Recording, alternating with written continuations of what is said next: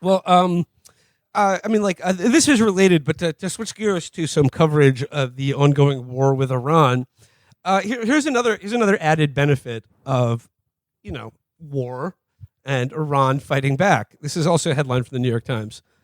Iran's attacks force U.S. troops to work remotely. Iran has severely damaged several American military bases in the Middle East, officials say. That really is one way to put it. Johnny got his gun, was on a staycation.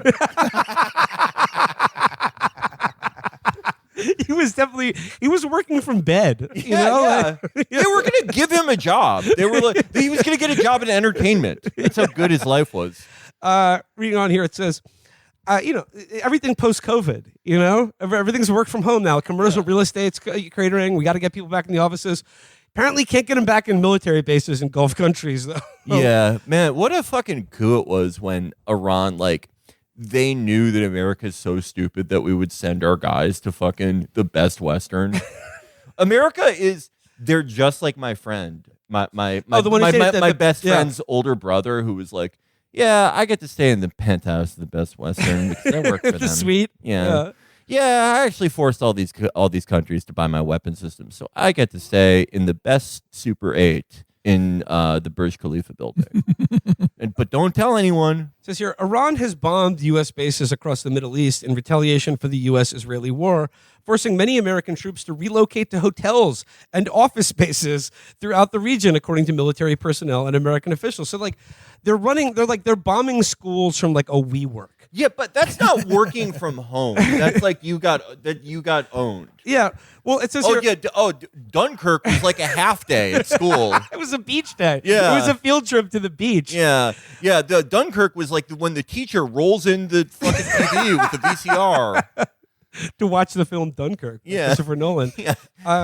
So now much of the land-based military is in essence fighting the war while working remotely, with the exception of fighter pilots and crews operating and maintaining warplanes and conducting strikes. Maintaining is a generous way to put it. Iran's Islamic Revolutionary Guard Corps has urged people to report these new locations as it hunts for the dispersed U.S. troops, which I got to say, if you're in one of these Gulf countries and you have a suite of drone operators in the, hotel room next to you, I'd say check out. Check it, see what the checkout time is, and then maybe place a call to your local IRGC hotline. Yeah. I mean, look, I don't never say never, right? But no one's probably gonna one up the Ghost of Kuwait. That's probably the GOAT as far as GCC turncoats of this war, right? No one's gonna do better than 3 in 1 second, right? But you never know if you don't try. You can't win if you don't play. So you hit that IRGC hotline, get your ass out of the hotel before the lawnmowers come.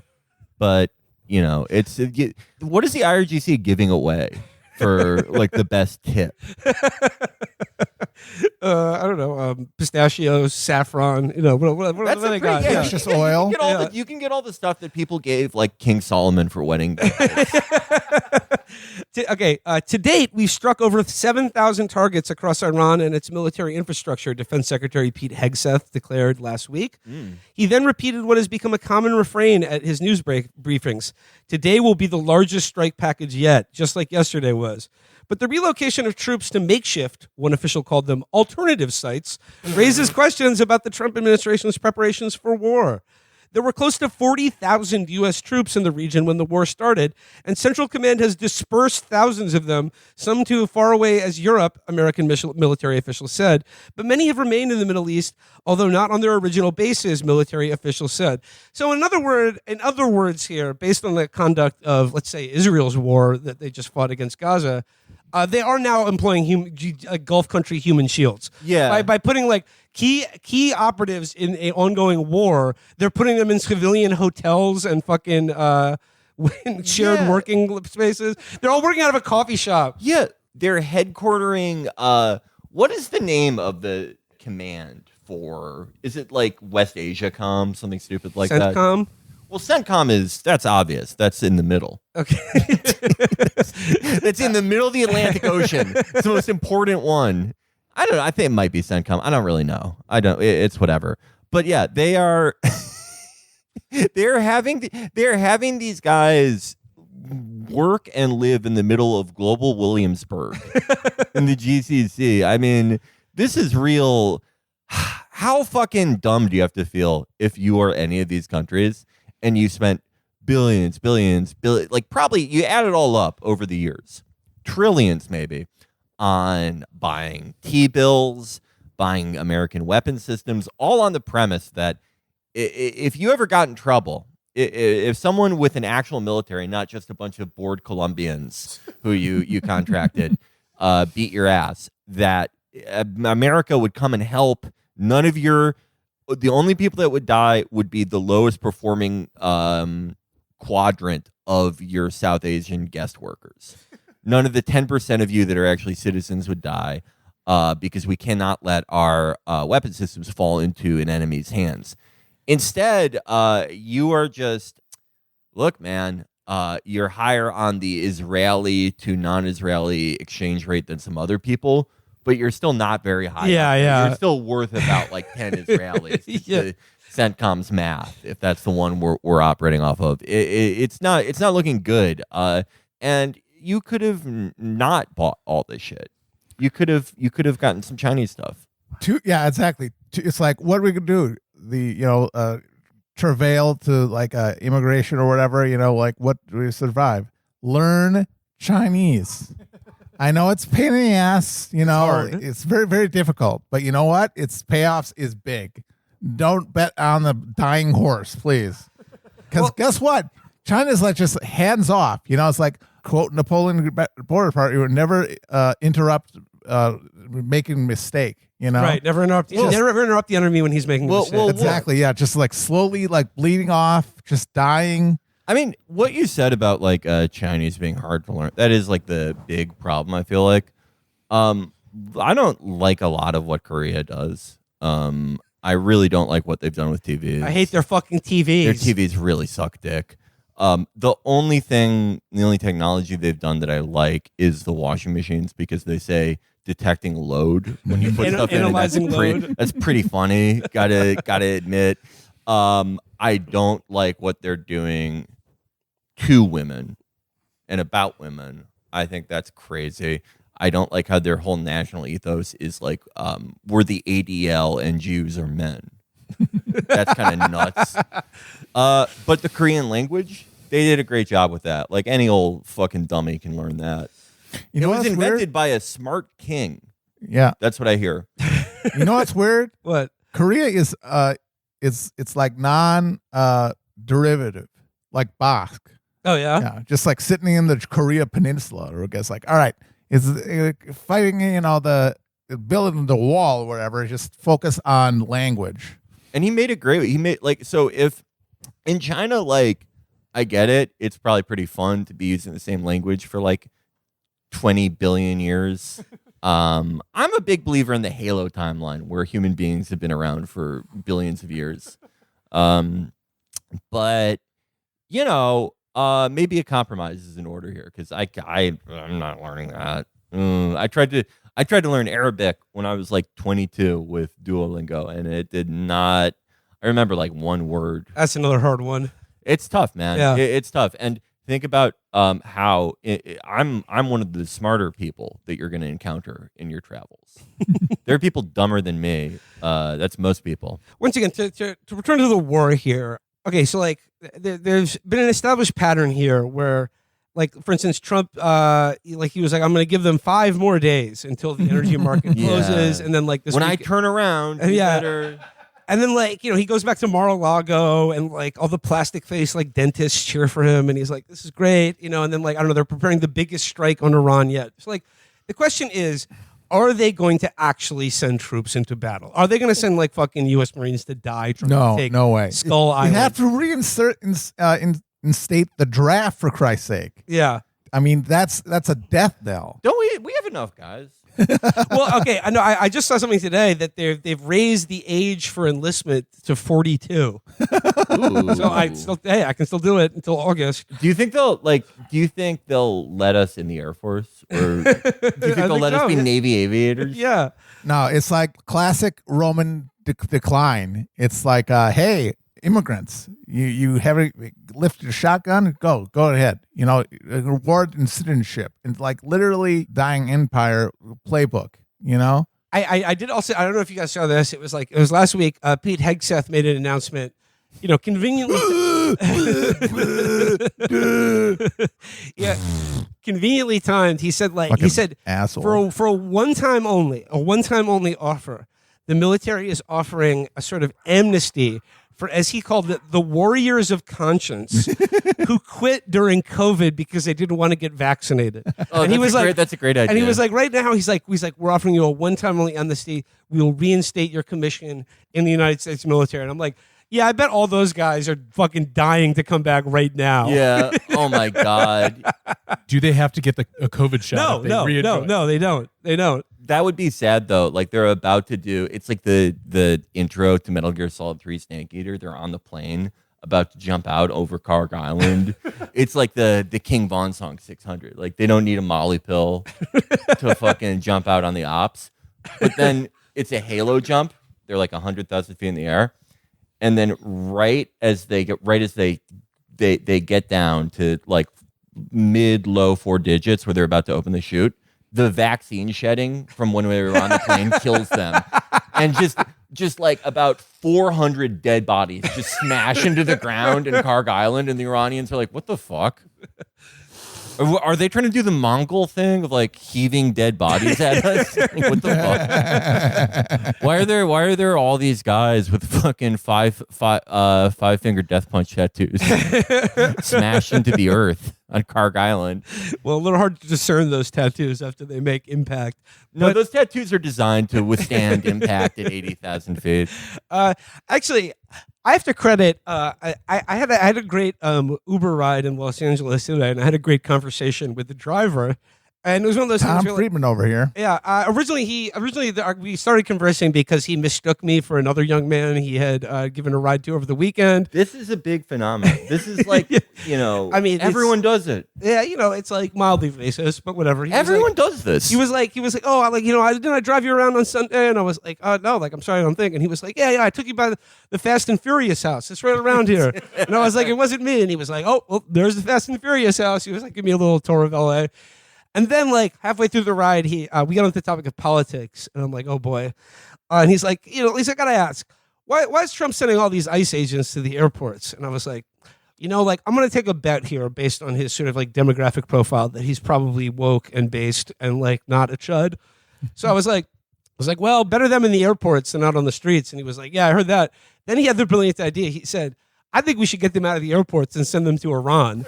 And I was like, you know what, like, Karg Island, open for business. I heard there's a lot of undocumented people waiting for them there. No, yeah, Will, you told me about this guy, and we were saying it augurs really bad for MAGA guys because during after the 2022 midterm surprise, anytime you get into a car and this sort of stuff came up, anytime politics came up, and I would avoid it. I came up with so many good lies about what my job was. Metal trader. I was a rare metals trader. That's a good one. I had some other ones I never got to, but I thought of. Think about this one. I said that I was an electron microscope wholesaler. I don't even know if that's like a thing, but it's so boring sounding that no one would ask that's me. That's brilliant because it will like. There's no follow-up question. Yeah, what do you even ask? Like, okay, sure, yeah. Who's your biggest client? Oh, laboratories. Okay. See, done. Yeah. Yeah. Oh, no, I know. Fermi Labs. Yeah.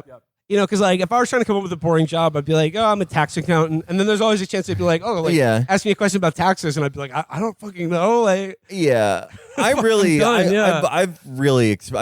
in the lab with this shit. But if none of that worked, and you did talk about politics, you would, all you would hear from 2023 to 2020, early 2025 is like, every hotel now they're putting fucking immigrants there.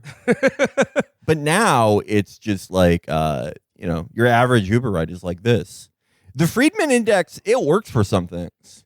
This is one of them. If we're going by the Friedman Index, they're going to lose. Clay Higgins will be the only one left next midterm. Oh, I guarantee. Yeah. further along here, one of my favorite things that happened recently was, did you see the thing where Trump said that the Iran had given him a gift? What? Like, okay, what, this is I'm reading from Derek Gift Davis. of herpes. Derek Davis. It says here, I'm reading from our good friend Derek here. It says, I don't know how else to put this, but Donald Trump may have been hallucinating on Tuesday when he told reporters that Iran, quote, gave us a present, and the present arrived today, and it was a very big present worth a tremendous amount of money. So apparently, I mean, I thought the obvious joke here is that they gave him a giant wooden horse, and he was like, fantastic, marvelous. Yeah. This guy, bring it inside the city gates for everyone can see how big and beautiful and expensive this horse is. Oh my God. That would that is what Qatar gave him with that fucking airplane, right? Yeah. Well, oh my God. If they did that, that would be like the reverse of what happens on the show Homeland. Remember how they get Brody in the country? And the big plan is for Brody to get into a room with fake Qasem Soleimani and beat him to death with an ashtray. Yes, I do remember that. It would only take one hit on Trump. Well, one can dream here. I mean, Matt, you and I were talking the other day, and you were sort of opining about how the fact that, like, can we get something out of this?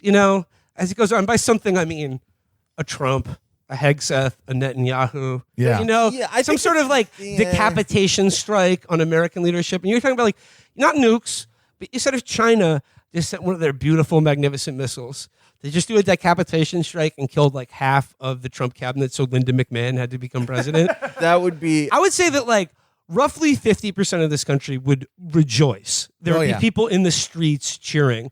20% of the country would be pretty much indifferent, and then 30% of the country would, of course, be furious and mad. Yeah, they'd be like, we're going to invade China. They would try to organize a filibuster on mainland China and just get fucking nuked out of the water. So, I mean, that's a good idea. I was going to say that there's a Peter Principle thing at play, but making it so that it has to be Linda McMahon is pretty smart. Just as a thought experiment, right? Just say that China is just massive missile attack, right? Like the White House wiped out, Independence Day. Yeah, naval observatory wiped out. Decapitation, Trump dead, Vance dead. Okay, who the balls to order invasion of China? What, the Secretary of Agriculture? Good fucking luck. Yeah. And also, again, it's what? You got up in arms? No advantage. It's thank God. I mean, we can't solve our problems with politics in this country. You know what I mean? What if it was a dud and it only killed Usha and JD's the only, he's we need to invade China for Usha.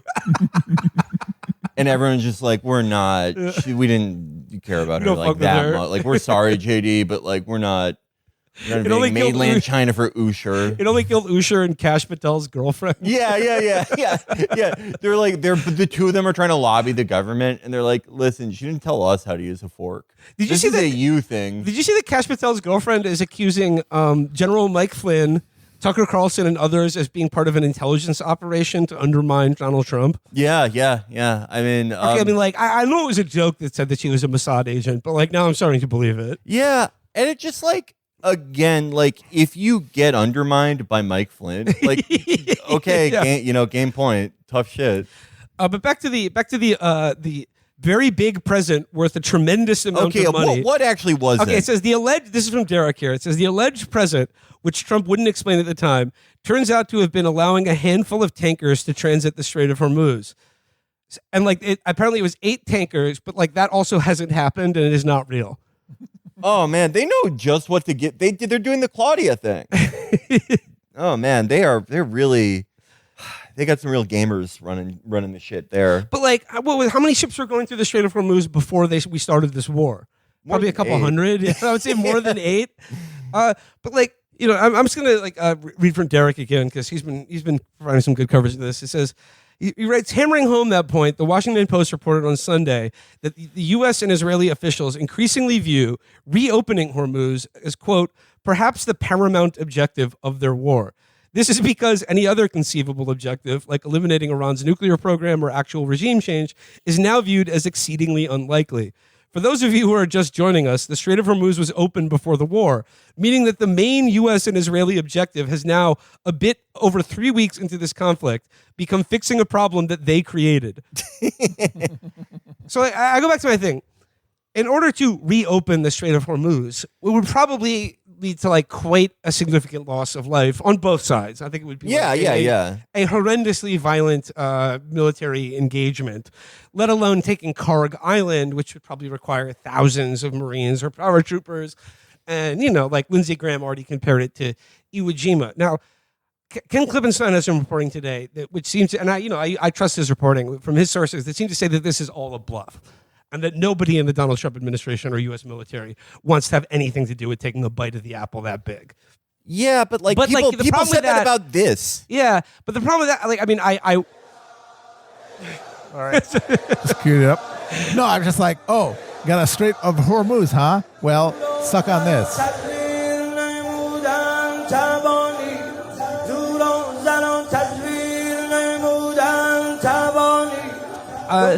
But because they are so checkmated, they run the risk of because there are clearly people who want him to do this. Yeah. Because they know that anything else is going to be a big L. So they're going to make him risk an even bigger L to maintain a U.S. credibility rather than his natural instinct, which is to as he's done several times this week, say the war has been won and is already over. Yeah, and it's what we were talking about last episode, which is at the core of this is why the gas station analogy is so good and so apt. Why are we still doing that? Why have we not done that? Why have we not just gone, we won and turned tail? Because our covers are really pulled if we do that here. We do the worst thing that we can do for the American empire at this stage, and we look pussy. Because we are pussy. But it's going to look even worse. I guess this is where I'm at. Is on the one hand, primarily my main feeling about this is I really do not want the U.S. to try to do any kind of ground invasion, because it will lead to not just a horrific loss of human life on both sides, but it will lead to I don't know, probably the collapse of the global economy, who knows, untold suffering, thousands of untold consequences. Yeah, the rippling effects. Who knows? Think about the cascading effects of the war in Iraq. Multiply them by fucking 1,000. Yeah. So obviously, I do not want that to happen, and I'm encouraged by reports that would seem to suggest that this is some sort of bluff that they're using to try to get them back to the negotiating table or something. But if the United States and Israel are allowed to basically back out of this war in a way that that would be humiliating, but allows them to basically say we won, it's over, live to fight another day. Then it's going to happen again. And I stick to my original, original conceit here. Cuba, watch out. Which is, Cuba will be right up next on the chopping block. Mexico. And Mexico, yeah. Turkey, I don't know, who knows. But unless the U.S. and Zionist imperialism here is dealt a truly humiliating defeat here, that is unquestionable. I think that anything less than that is also extremely dangerous. Yeah, no, I 100% agree. And it going back again to what we talked about last episode, if China forced this back down, I think that would qualify as a humiliating defeat. Yeah, that in combination with America getting their shit pushed in, Israel losing territory to Hezbollah. No, I think you more than hit bonus there. And the thing is, this is already the most unpopular war in American history. And it's not even really a month into it. Because usually every other war America has ever fought, in the first month at the very least, everybody is gung-ho for it. And like I said, loving our troops, rallying behind the flag and the president. Donald Trump's approval rating is going down. Mm-hmm. And I think there's a weird thing happening now where even though there's no really large or visible anti-war movement in this country because people are so demoralized and tired, and they just have seen, they just don't really rate the protest has already been so thoroughly criminalized, whether it's Gaza, or people just don't really believe that protest can do anything or can affect the beliefs or actions of their leaders. But there's a strange thing where per all of Donald Trump's public statements about this war that we've covered on this show, I think everybody in the American public and the media, outside like the most totally pot committed and brainwashed, understands that the Iranian government is a thousandfold more credible in its public statements than anything said by the U.S. military easily. or our president. Yeah, no, that trust is shot. Yeah, it's gone, and it's just not coming back. You bring up Cuba here. I just wanted to bring up this real quick. I saw this on the way over here. This is courtesy of a guy named Farzan Sabet, who goes by Iran Wonk. Matt, you mentioned Cuba. Listen to this. Absolutely. He says here, Farzan Iran Wonk says, since U.S. seizure of Iran's islands is on the table, here's an out-of-the-box idea that's been circulating. Creating a diaspora-based Immortal Guard unit to spearhead an invasion of southern Iran from one of these islands, absorbing defectors and volunteers as it heads north. Oh, good Lord. You mean... The Bay of Pigs, yeah. They're going to do the Bay of Pigs. Do a country... First the China charm. Okay, Bay of Pigs didn't work on a country, Cuba, which is like 50 miles off the coast of Florida, and like, I don't know how many people, how big a nation is Cuba? It's like that's... And also it's like... 10 million. 10 million? Okay, Iran is 90 million, and half of the country is a fucking mountain. It's like pure on like psychopath. Yeah. You know, like CIA, Yeah, like like, OSS, like guys who cut people up with veterans of, chainsaws. like, World War II, you know, Yeah. or rebellion of Batista. It's like what? It's like really good at Call of Duty. It's like you're fucking soft as wet cheese. I'm just imagining all the guys with chains in Adidas track pants I see at the Americana brand being sent over there. Yeah. I kill a capitalist for fun. It should be an inspired act of God to kill Kennedy and put a Texan in the White House. Yeah, you know, you said like it's like I could take their Cuba. It's really, really untoward. Really, it's like he's visibly and publicly getting off of power. It's like I can take it whatever I want. Yeah, Cuba's population is between 10 and 11 million. Yeah, Iran is 90 million, and like is crucially, like I said, geographically somewhat hard to access, unlike Cuba, where they literally like just like drove motorboats up to the fucking exactly, and fleet up the mountains too. Yeah, It's and, like the whole country is a fucking mountain. exactly that's the classic playbook. Have you seen like photos, by the way, of what the coastline of like the Iranian side of the Persian Gulf looks like? It's just a cliff. Yeah. It's not like it's not fucking Normandy. It's not like a beach that you can just like. But you watch the War Machine, Yeah, well, the Mountaineers or whatever the fuck, the Ranger Code. they got ropes. Yeah, they got ropes. exactly. Okay, so By the way, is it set? Shut the yes, your blinkers are off. hell yeah! Your blinkers are off. Thank God. So obviously, like we've been discussing how the war is going, and like we've been trying to discern that through, our president's public statements, such as maybe being the Ayatollah will both run the Strait of Hormuz. Saying that the war is already over, claiming that Iran gave him a present that's very nice, and saying over and over again that they're begging to negotiate, even though we all know that isn't true. So obviously, like our take on the show is that this war is in every respect a disaster. A disaster that is an unwinnable catastrophe that like even by the standards of stupid American wars is already going like catastrophically. But I think in terms of intellectual honesty here, I think we should engage with the best arguments of the opposing side of this equation here. And to that end, I'd like to read a little bit from Bret Stephens in the New York Times this week. Oh boy.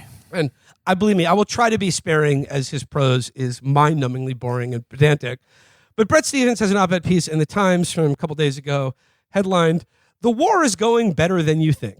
Okay. So, that right there is already an indication. That's already a check in the column for my Also, side. what the war? It's like it's nothing. It's like a straight up goal, right? It's like take the X or the Tehran or Strait of Hormuz. It's like debilitating of military capacity. It's like what war? It's up and ended. It's like floating. It's like who knows? Well, whatever it is, it's going better than you think. And like I said, that headline and the fact that Bret Stephens is writing it, I would say is a pretty irrefutable argument in the column for my side of this argument. Because if the war were actually going well, Bret Stephens wouldn't be needing to reasure people that it's actually going a lot better than you might think. True, yeah. So negative indicator. Yeah, let's just see his case here. Because maybe there's something to it. Maybe I'm missing something. Yeah. He writes, most Americans probably don't look back at March 2012 if they remember it at all.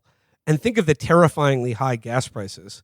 In the month when the Hunger Games ruled the box office, and President Barack Obama was on his way to a comfortable re-election, the price of Brent crude closed the month around $123 a barrel.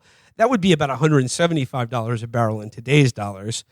As of Tuesday, despite Iran's effective closure of the Strait of Hormuz and its attacks on its neighbors' energy facilities, it's hovering around $100, slightly higher than the average inflation-adjusted price since January 2001, roughly $95.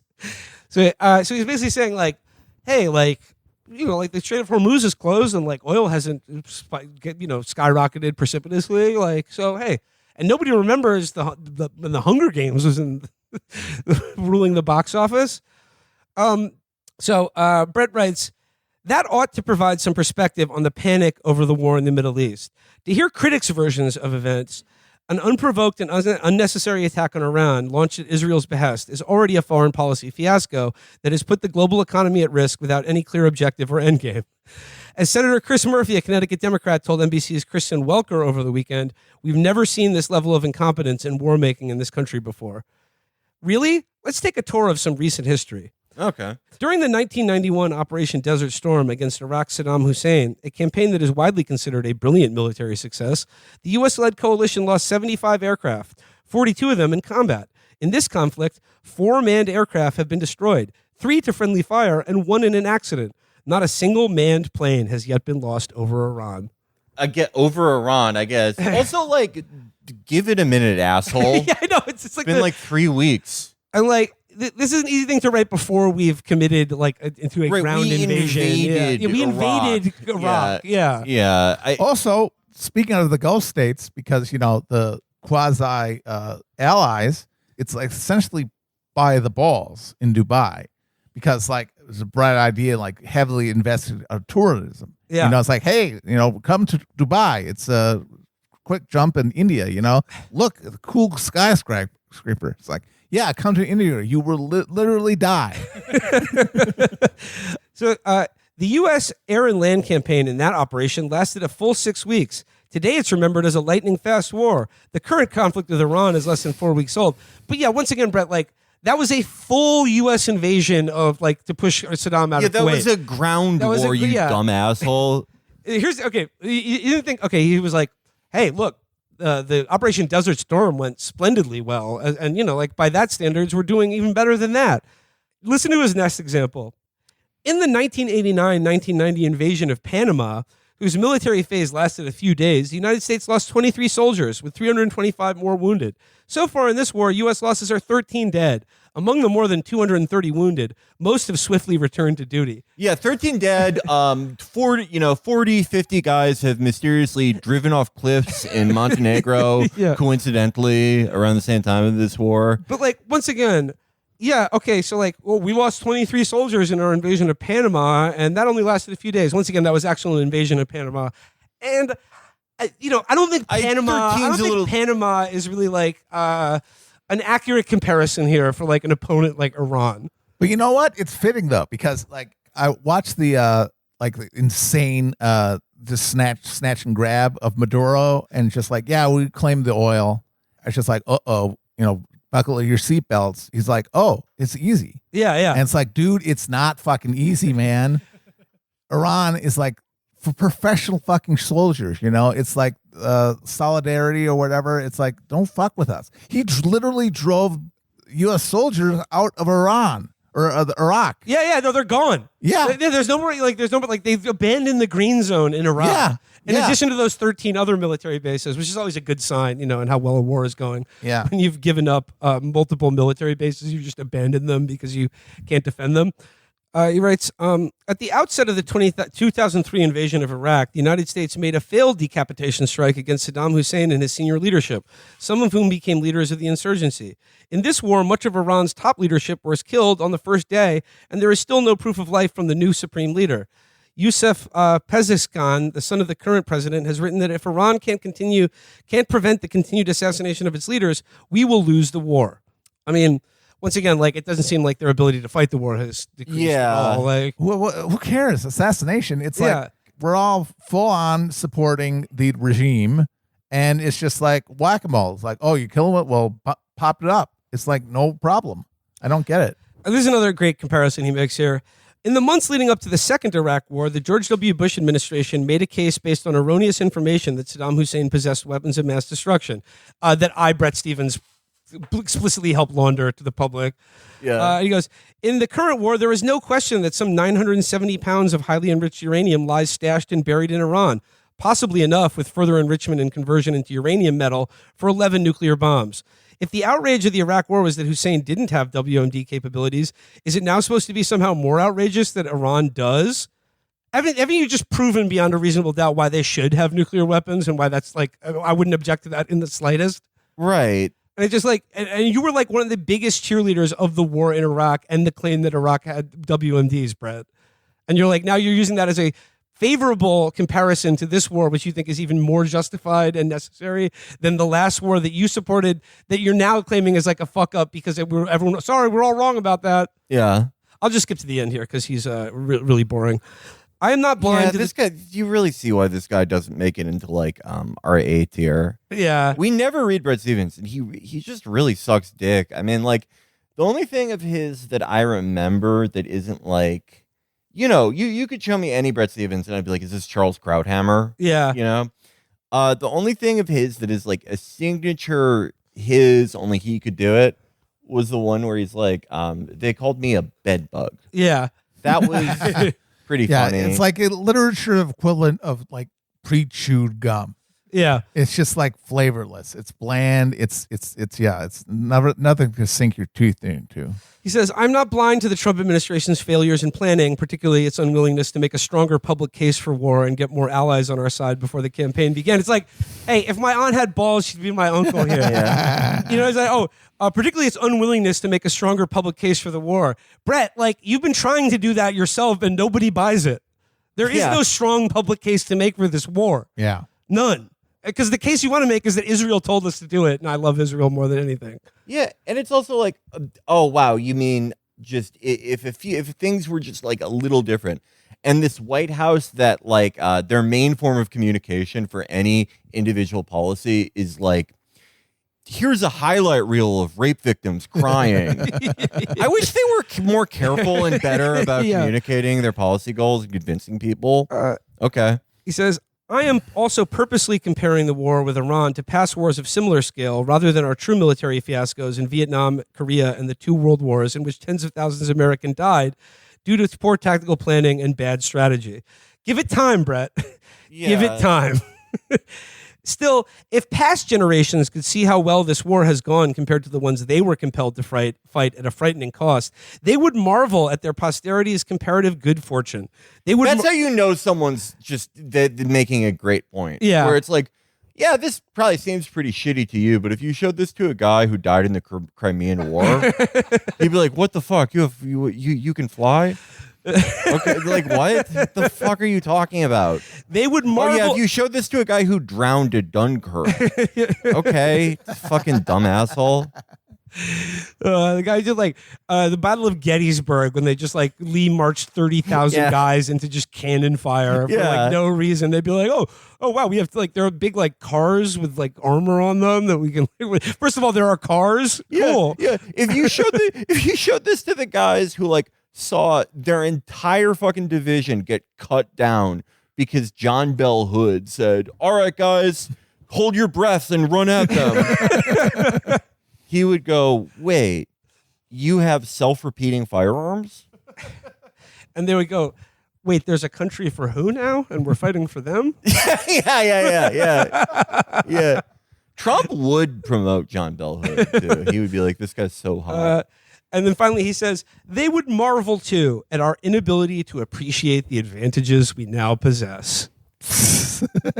Man, shut the fuck up. He sucks. I'm never reading him on this sucks. show. You lose. Dick, Good dude. day, sir. They would like that's what they would marvel at, not like, wait, 2 Catholic presidents?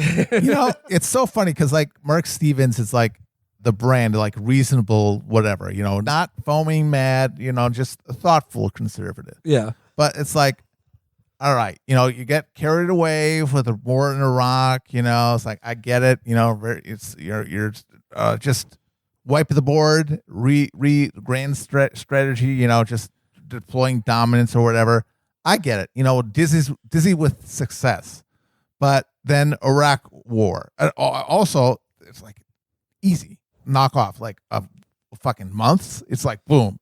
Grab Hussein, trial, hang the fucking Muqtada or whatever. Muqtada. It's like, oh my God. I mean, I am God.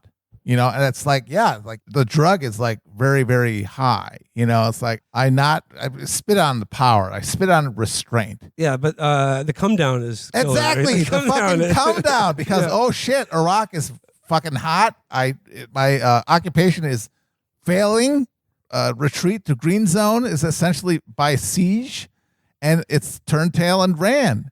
Also, the Iran solidified it's control of Iraq. Exactly. Yeah. It's like, and he turned tail and run. And Obama, and you know what? Honestly, I just thought about it. It's like, we got a bum rat, really. It's like, oh, drones killing, a wedding. It's horrible.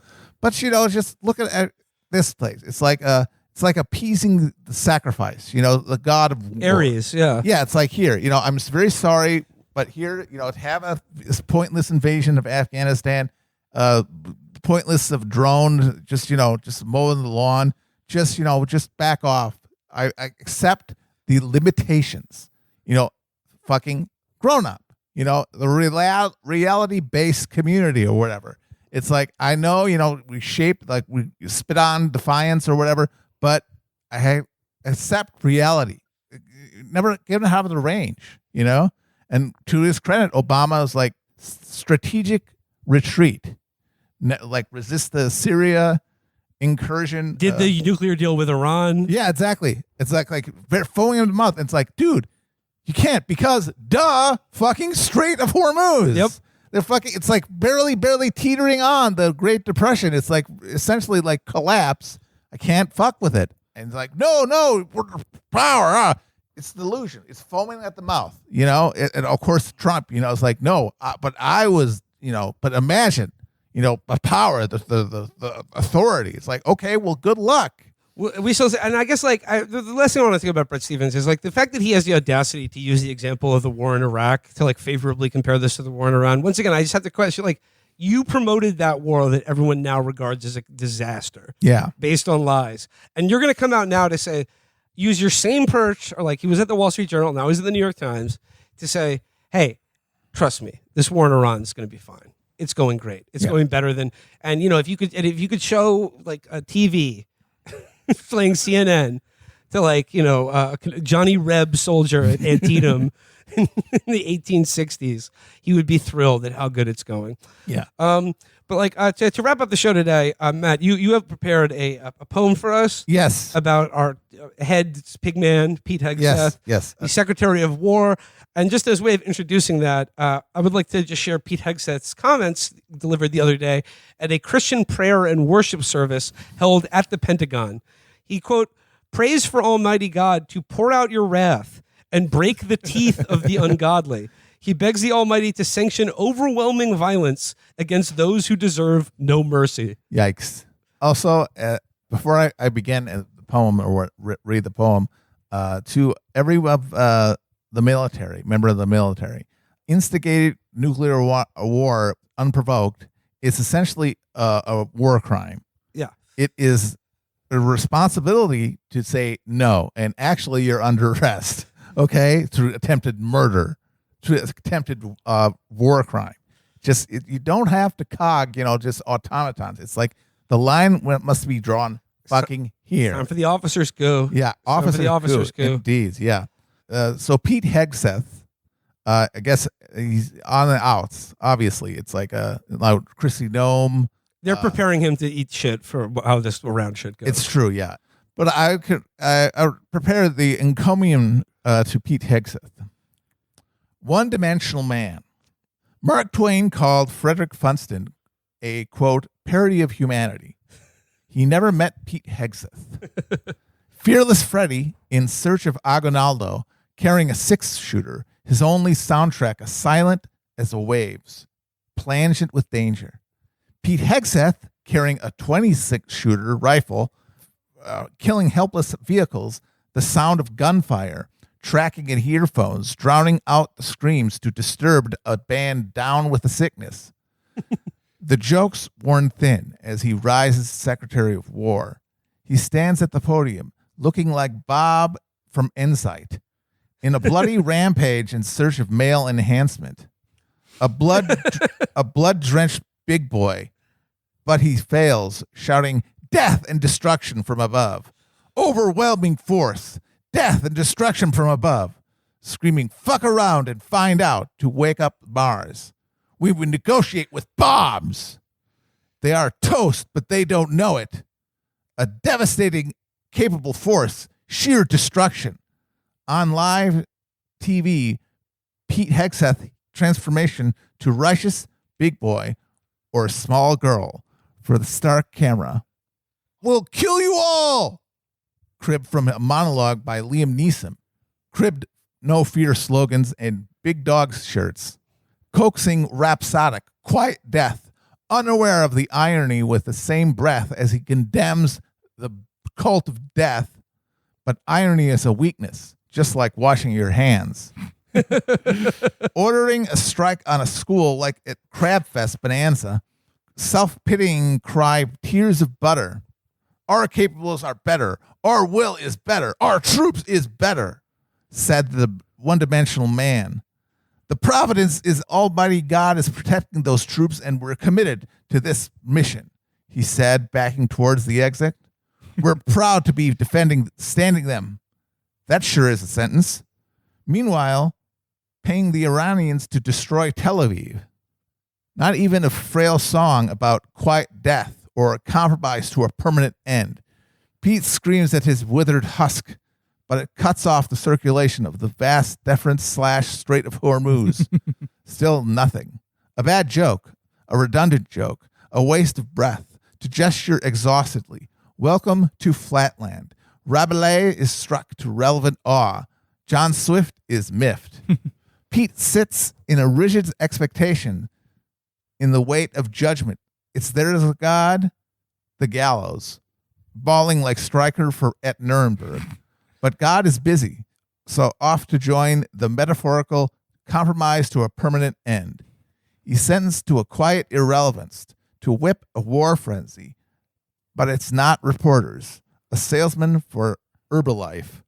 Pete rains quiet death, firing a T-shirt cannon written bold, "Believe it to achieve it." It was a nice epitaph. Too bad who's get busy dying to write the gravestone.